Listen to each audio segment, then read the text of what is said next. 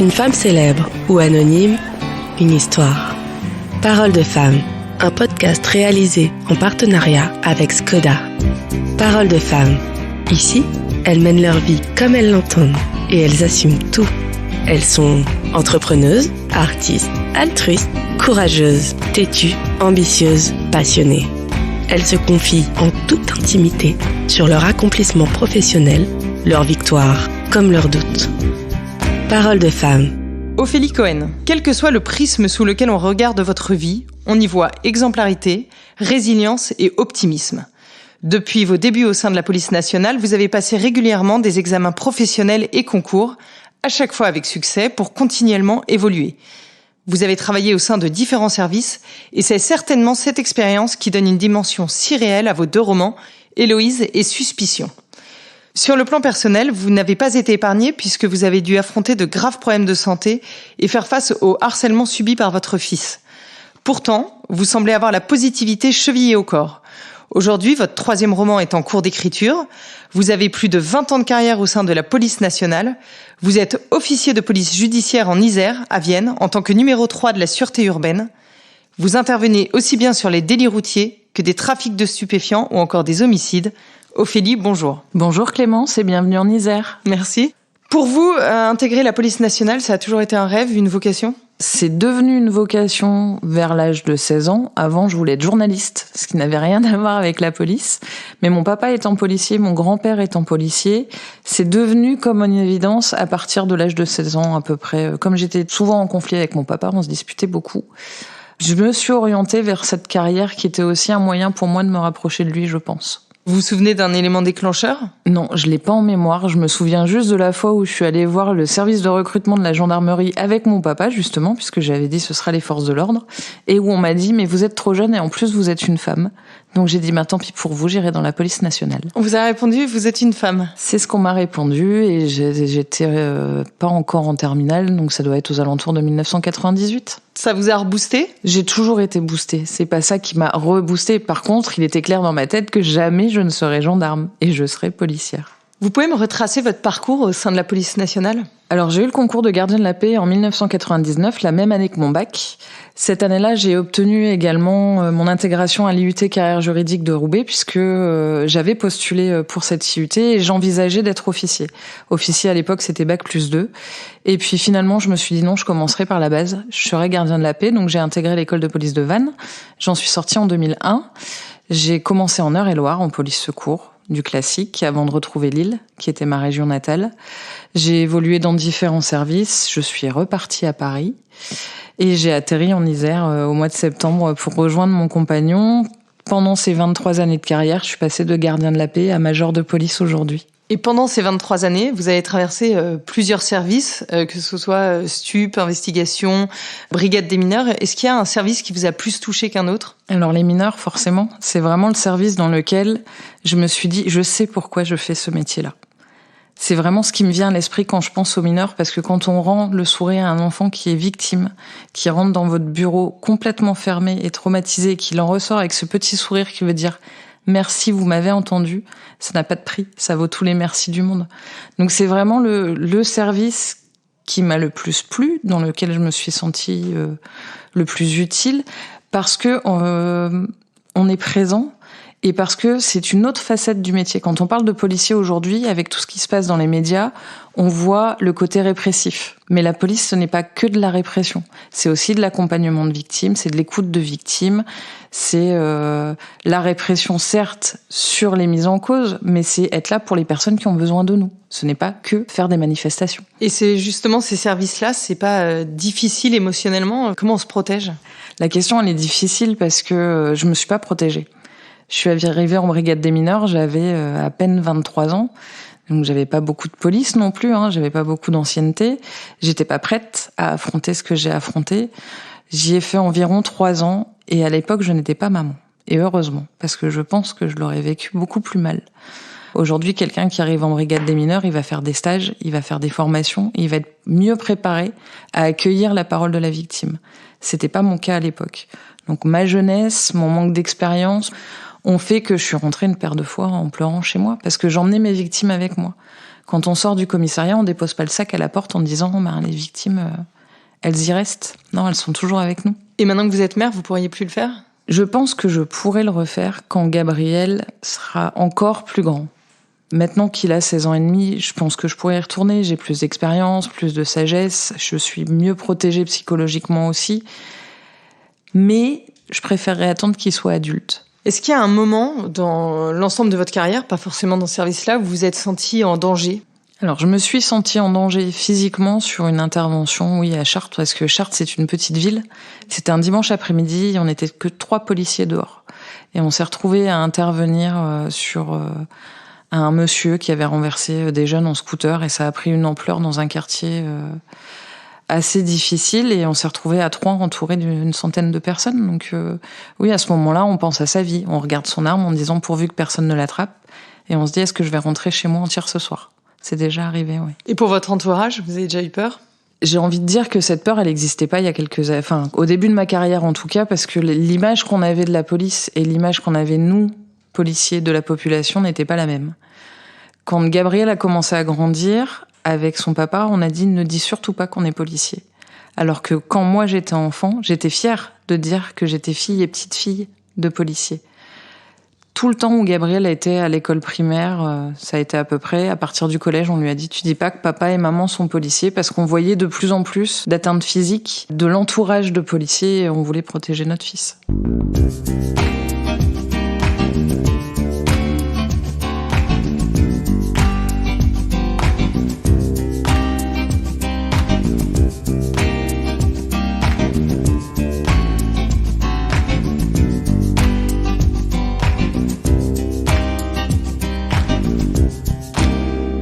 Il y a une intervention qui a été plus éprouvante qu'une autre. Alors là, je parle pas en termes de danger pour le coup, mais plus émotionnellement. Oui, il y a eu une intervention qui a été plus difficile émotionnellement, mais encore une fois, elle était liée à mon âge. C'est pas très beau ce que je vais dire, mais c'était un suicide par arme à feu, donc visuellement, c'est très dur quand on voit quelqu'un qui s'est tiré une balle dans la tête avec une cartouche de chasse et qu'on a 20 ans.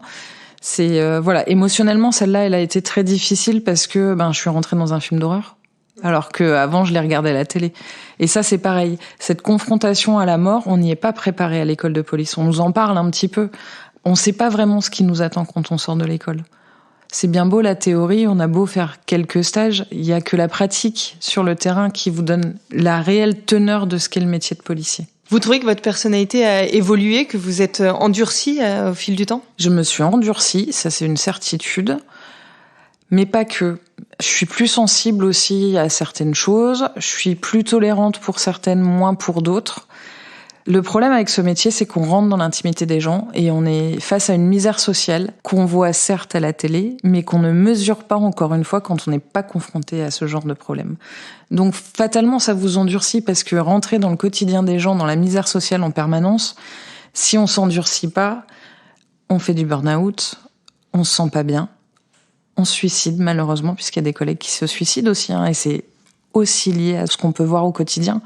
Quand on me dit le suicide est lié qu'à des raisons familiales ou que des raisons de pression hiérarchique, non, il faut aussi se mettre à notre place et imaginer ce qu'on peut voir au quotidien. C'est-à-dire qu'à part venir nous observer avec nous pendant 1 mois, vivre avec nous au quotidien, c'est la seule manière de se rendre compte de ce qu'on vit. J'aurais beau l'expliquer avec plein de mots, l'écrire, je pourrais jamais avoir le mot juste pour dire ce qu'on vit. Mais vous gardez le même engouement pour votre métier ? Je garde le même engouement pour mon métier, mais c'est de plus en plus difficile. Qu'est-ce qui vous fait tellement aimer ce métier ? Je suis une enfant de la République, j'ai grandi avec des valeurs républicaines, j'ai donc un papa policier, une maman qui était infirmière, qui était investie au quotidien pour les autres. Mon grand-père était bénévole pour Emmaüs, ma grand-mère était investie auprès du Secours catholique, donc on a toujours eu dans la famille cette tendance à aller aider les autres. Et ce métier-là me permet de continuer à faire ça tous les jours. Dans votre roman Héloïse, le personnage principal parle de la police en tant que machine à broyer. Vous entendez quoi par là ? Alors quand j'ai écrit cette phrase-là, je l'ai écrite en tant que policier pour les policiers. C'est-à-dire que la machine à broyer qu'est la police nationale aujourd'hui, c'est envers ses agents. Nous, en tant que policiers, on est pris entre ce qu'on voit au quotidien, ce que j'expliquais tout à l'heure, mais aussi la pression des statistiques, la pression ressources humaines, la pression management. Donc c'est tout cet ensemble qui est une machine à broyer pour les policiers. Et ce qui fait qu'on a beaucoup, effectivement, de burn-out, de suicides, etc. Et c'est dans ce sens que j'ai mis ces mots dans la bouche d'Héloïse, parce qu'Héloïse, dans le roman, en tant que personnage romancé, me permettait de faire passer un message que je n'ai pas le droit de dire, eu égard à mon devoir de réserve en tant que policier. Maintenant, c'est fait. Si demain l'IGPN toque à ma porte, je saurai pourquoi, Clémence. Vous voyez une certaine féminisation de la police ? On a vu plus de femmes arriver grâce aux emplois jeunes. Après, on est environ 20% de femmes depuis des années. Ça n'évolue pas plus que ça. On a beaucoup plus de femmes dans les métiers administratifs, dans les métiers de la police technique et scientifique. Donc forcément, on a une impression qu'il y a plus de femmes. Mais c'est pas forcément une réalité. Sur le terrain, c'est un handicap, un atout d'être une femme ? Les deux, tout dépend du type d'intervention, tout dépend du type de personne à qui on est confronté. Aujourd'hui, dans mon groupe d'unités d'enquête, on est 3 femmes, ça pose pas de problème. Par contre, s'il y a des interventions un peu plus musclées, en fonction des profils, je veux dire physiques aussi, des unes et des autres, parce que c'est une réalité, parfois ça peut être un handicap. Mais voilà, un handicap, on peut en faire une force aussi. Vous avez également exercé une carrière syndicale qui vous a amené régulièrement au ministère de l'Intérieur. Pourquoi cet engagement supplémentaire ? Ça fait partie de qui je suis et de cet engagement que j'avais auprès des personnes en intégrant le métier de gardien de la paix. J'avais aussi envie de m'investir auprès de mes collègues. Être détaché syndical me permettait d'avoir une parole plus libre. Et puis au lieu de râler dans mon coin en disant ça va pas, ça va pas, ça va pas, je pouvais aller au ministère ou dans les différentes directions de la police, défendre ces situations et porter la voix de mes collègues. Je pense que c'est dans mon ADN, en fait, de crier contre les injustices et de m'investir pour faire changer les choses. Et vous avez le sentiment d'avoir fait bouger les choses, justement ? J'ai essayé. On est dans une société où l'individu compte plus que le collectif. Et malheureusement, ça se ressent aussi dans l'engagement syndical, mais pas que dans la police. Vous allez voir n'importe quel syndicat. Aujourd'hui, quelqu'un vous appelle pour vous dire « Est-ce que tu peux gérer mes congés, ma prime ?» Le collectif n'a plus de sens aujourd'hui. En tout cas, je le cherche dans certains domaines. Vous restez fière de porter l'uniforme ? Alors, je travaille en civil, donc c'est compliqué. Je suis fière de mettre mon brassard police nationale. Je suis fière de dire que je suis policier et pas policière, parce que moi, je le laisse au masculin. Mais oui, je suis fière de dire que je suis policier. Je suis fière d'être attachée aux valeurs de la République. Ça change pas. Pourquoi vous le laissez au masculin, policier ? Pour moi, le féminisme, c'est pas un débat de mots. Policier, c'est ma fonction, c'est pas qui je suis. Donc pour moi, tout ce qui est rattaché à une fonction, ça doit pas être genré. La fonction ne représente pas la personne. Si je parle de moi, c'est Ophélie au féminin. Quand je parle de moi en tant que policier, c'est ma fonction. Ma fonction ne fait pas qui je suis. Qui je suis, c'est derrière l'uniforme, justement, ou derrière le brassard.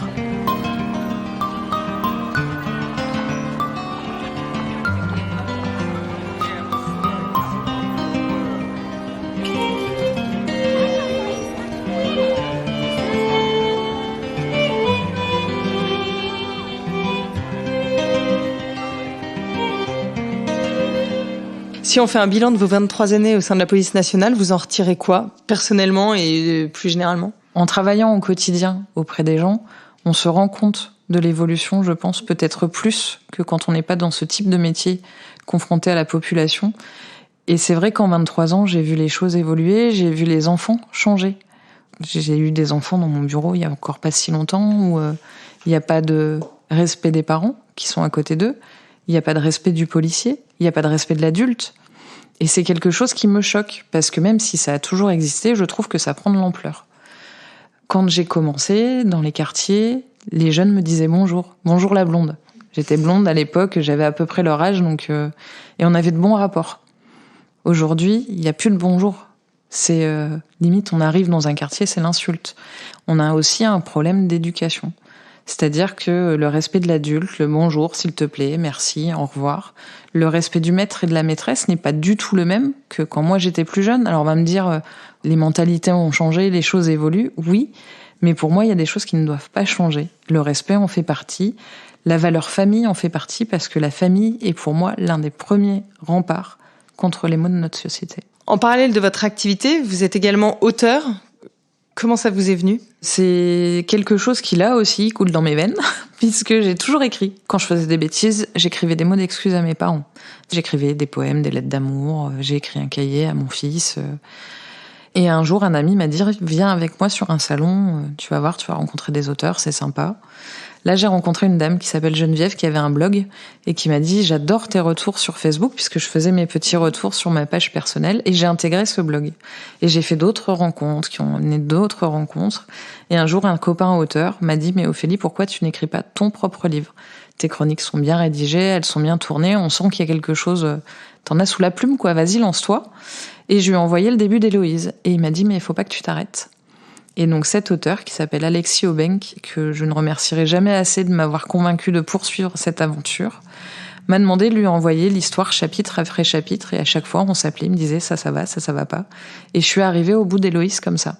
Et j'ai réalisé ce rêve d'enfant qui était d'écrire un livre. C'est un roman très noir. Vous abordez la misère sociale sans retenue. Est-ce que c'est un condensé de ce que vous voyez sur le terrain, justement ? C'est un condensé de ce que j'ai pu voir à une certaine période quand j'étais au mineur et j'ai vu plein de choses qui m'ont révoltée. Héloïse aurait pu être une de ces enfants. J'ai besoin de me nourrir de plein de choses. Je suis quelqu'un de très curieux. Lire quelque chose de vide ne m'intéresse pas. Alors écrire quelque chose de vide encore moins. On peut parler de roman engagé alors ? Oui, il est engagé d'une certaine façon et il est féministe sans être misandre, puisqu'il parle de problèmes de femmes sans taper sur les hommes. Qu'est-ce que ça vous apporte d'écrire ? C'est une sorte d'exutoire écrire et je pense que ça l'est pour beaucoup d'auteurs parce que passer les messages, ce que je disais, sortir certaines frustrations, sortir certaines colères. Héloïse, c'est un personnage qui est très en colère et quand je l'ai écrit, j'étais en colère. Quand vous avez écrit ce roman, vous étiez à un moment compliqué de votre vie ? J'étais à un moment compliqué de ma vie, des suites du cancer. Donc forcément, mon fils n'était pas bien. C'était tout un tas de choses qui faisaient que j'étais en colère et du coup, ça se ressent dans l'écriture. Aujourd'hui, vous vous sentez plus policière ou romancière ? Pas plus l'un que l'autre. Je passe autant de temps au travail en tant que policier qu'en tant qu'auteur, entre les salons, l'écriture, etc. C'est vraiment 2 métiers à temps plein. Je me sens pas plus l'un que l'autre. Vous avez le sentiment d'avoir dû faire des sacrifices familiaux pour votre carrière ? Oui, j'en ai fait en tant que déléguée syndicale, puisque c'est vraiment la période où j'ai été le moins présente pour mon fils. Et je m'en suis voulu, et je m'en veux encore, parce que je suis une maman très empathique et très hyper émotionnelle, même si on dit que c'est un mot à la mode, non, c'est une vérité. Donc oui, je m'en suis voulu de passer plus de temps parfois pour ma carrière professionnelle qu'auprès de mon fils. Et c'est ce qui a engendré aussi notre départ à Paris, pour que je puisse être plus présente pour lui. Justement, une fois que vous étiez à Paris, tout n'a pas forcément été si simple, puisque votre fils a été victime de harcèlement. Comment on le vit quand on est mère et officier ? On l'a pas vu tout de suite, il en a pas parlé tout de suite, c'est dans les changements de comportement qu'on s'est douté qu'il y avait quelque chose. On n'a pas su toute la vérité tout de suite, on a tout su qu'alors qu'il était en seconde. C'est-à-dire que ce qu'il a vécu en 6e, qui s'est un peu calmé en 5e, il nous en a donné des bribes.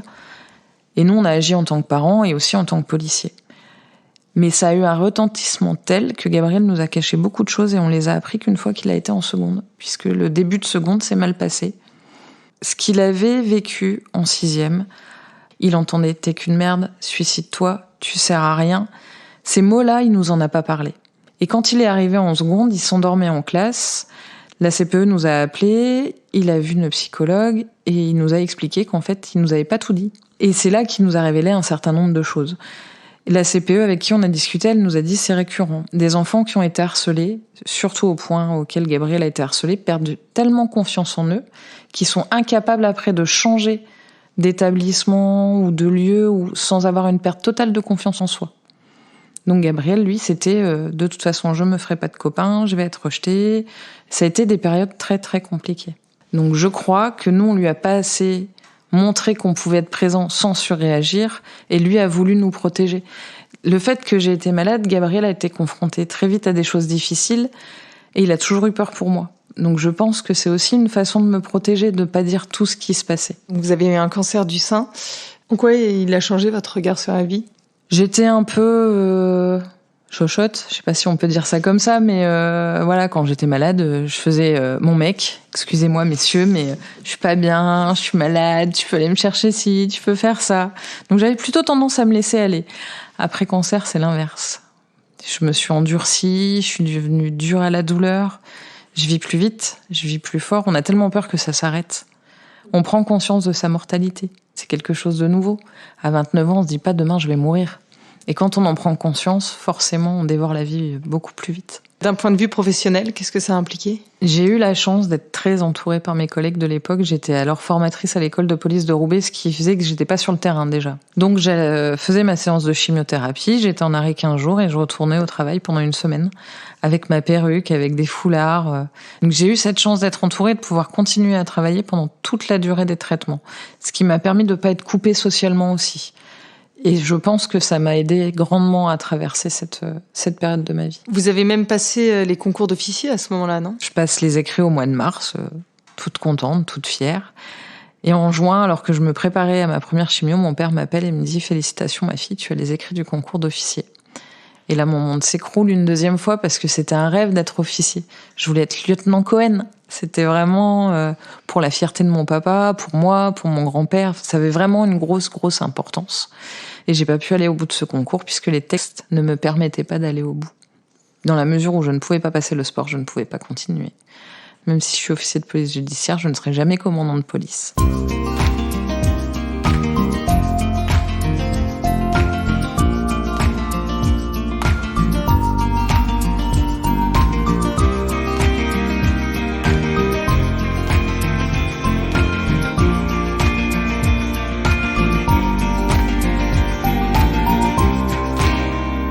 Est-ce qu'il y a un moment dans votre carrière où vous avez douté, où vous avez trouvé la marche trop haute, où vous avez voulu renoncer, ou peut-être tout simplement faire quelque chose d'autre ?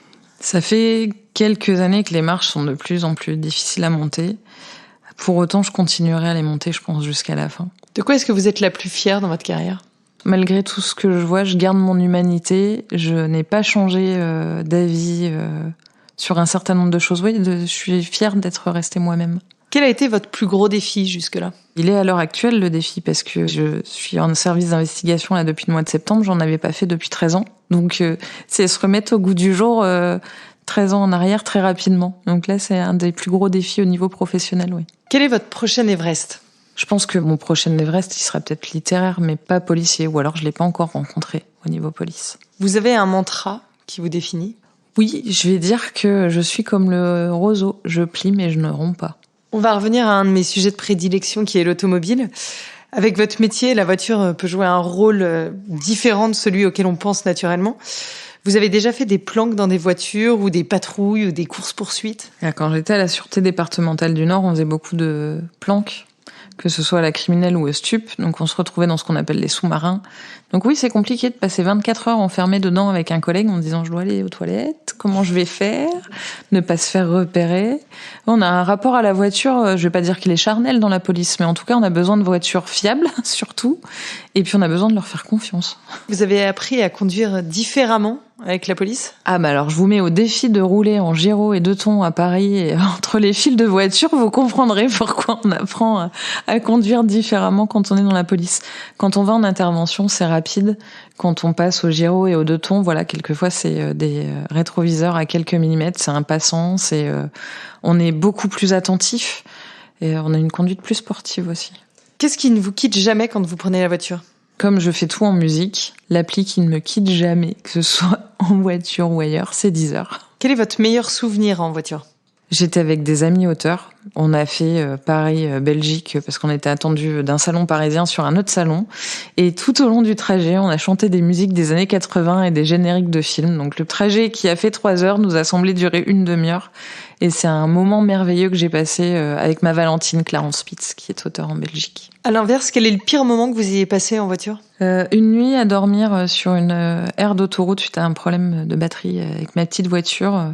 C'était à Rouen, j'ai dormi toute la nuit dans la voiture, j'étais congelée, mon père a dû venir me chercher Dunkerque-Rouen pour pouvoir me dépanner. Finalement, au volant, vous êtes plutôt zen, énervé, vous chantez, vous écoutez des podcasts ? Un peu des trois. Quand je suis sur l'autoroute et que tout le monde roule à droite comme on devrait rouler en France, ça va. Quand il y a du monde au milieu, je m'énerve. Mais je peux aussi chanter à tue-tête à un feu rouge. Et pour finir, comme le veut la tradition de Parole de Femme, Ophélie, on part en road trip. Où est-ce que vous nous emmenez ? en Europe du Nord. Je rêve de visiter l'Europe du Nord et j'ai prévu d'ailleurs de faire un road trip avec mon fils pour ses 18 ans et mes 45 ans. Donc on va se louer un petit van et puis on va partir tous les deux. Mais pour ça, il faut d'abord qu'il passe son permis. Ophélie, au revoir et un grand merci pour ce moment intrépide. Merci à vous Clémence et à bientôt. C'était Parole de femme, un podcast réalisé en partenariat avec Skoda. À chaque épisode, une femme célèbre ou anonyme, une histoire. Ici, elles mènent leur vie comme elles l'entendent et elles assument tout. Elles se confient en toute intimité sur leur accomplissement professionnel, leurs victoires comme leurs doutes. Parole de femme.